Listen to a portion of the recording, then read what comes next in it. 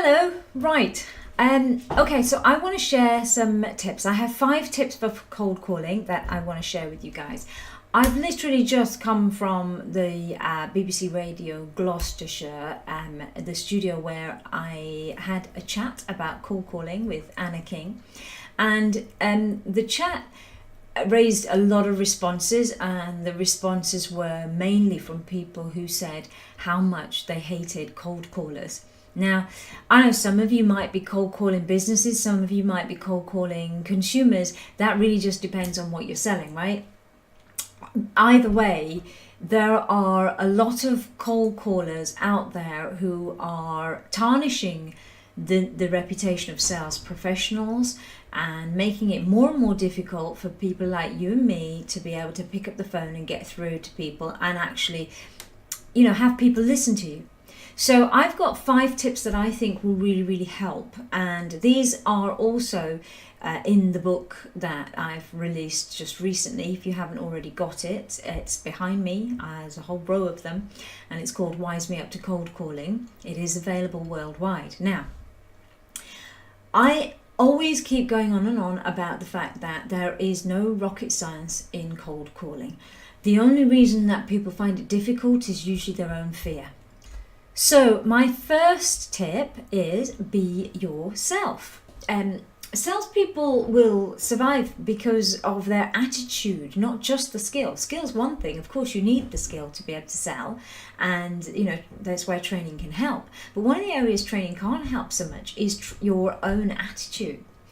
So go into it, with the attitude of having a good experience.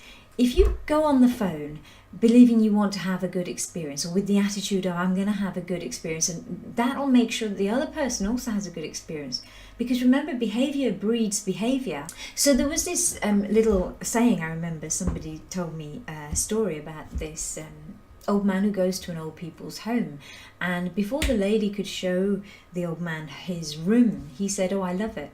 And she said, "But you haven't even seen it yet." And he said, "It doesn't matter, I love it." And she said, "But do you want me to show you?" He said, "No, it's fine. I love it. Whatever it is, I'll move in now. I'll be fine." And she said, then later when he'd moved in, and obviously he loved his room, the assistant there said, "Well, before you'd even seen this room, you said you'd loved it. Do you still love it?" And he said, "Yeah, absolutely, I do." And she said, "Well, it's funny that you said that. You hadn't even seen it. How did you know you were going to love it?" And he said, "I knew I was going to love it because I told myself I was going to love it."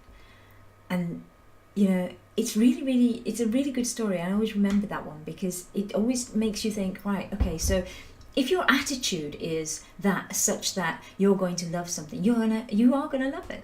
And I always feel every time I'm going to go out to train anybody, individuals or a group of people, I always say to myself, just as I'm leaving, and I have one of those big mirrors by my door, just as I'm leaving, I always look in the mirror and I always say to myself, "You're going to have a great day today." And you know what? It happens. So don't wait for circumstances to dictate what's going to happen to you. Make sure that you dictate the circumstances. So every time you're going to get on the phone, tell yourself you're going to have a great experience on the phone. Be yourself. That's my first tip.